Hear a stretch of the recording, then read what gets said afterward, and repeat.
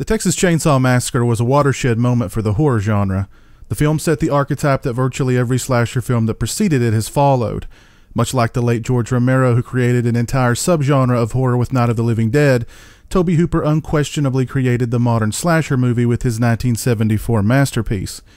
It's no wonder that every headline I read on social media announcing the director's death today began with either Texas Chainsaw Massacre director Tobe Hooper or Tobe Hooper, director of the Texas Chainsaw Massacre. If Hooper had only directed Texas Chainsaw Massacre and nothing else, he'd still be worthy of his status as a master of horror, alongside the likes of John Carpenter, Wes Craven, and George Romero.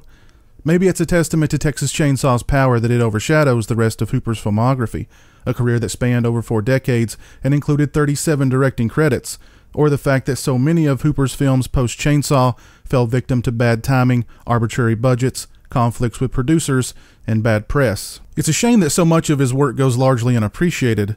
1979's made-for-television Salem's Lot is a damn fine Stephen King adaptation. 1981's The Funhouse is a great movie that I seldom hear anyone discuss. 1985's Life Force is a wildly imaginative sci-fi vampire romp. And then there's 1986's Texas Chainsaw Massacre 2.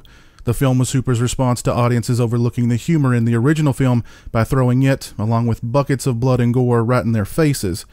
Hooper's ability to balance the gore and grim atmosphere with a satirical streak of black humor is handled brilliantly.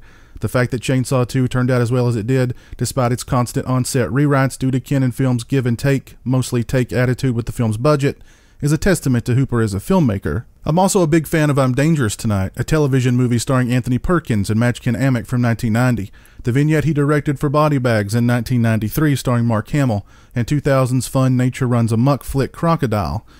Hooper's movies had a certain look and feel that I jibed with. The angles he chose to frame his scenes, the way he moved the camera, it gave his work a kind of frenetic energy and a sense of unease. And I don't care what anyone says about Poltergeist. Whether Hooper and Spielberg co-directed it, Spielberg gave Hooper the credit to avoid problems with the Directors Guild and did all of it himself, or what? When I watch Poltergeist, I see a Tobe Hooper movie, period. The world of horror has lost another of its flagship filmmakers today. After revisiting Texas Chainsaw Massacre and appreciating it for the groundbreaking film that it is, look deeper into Hooper's catalog of work.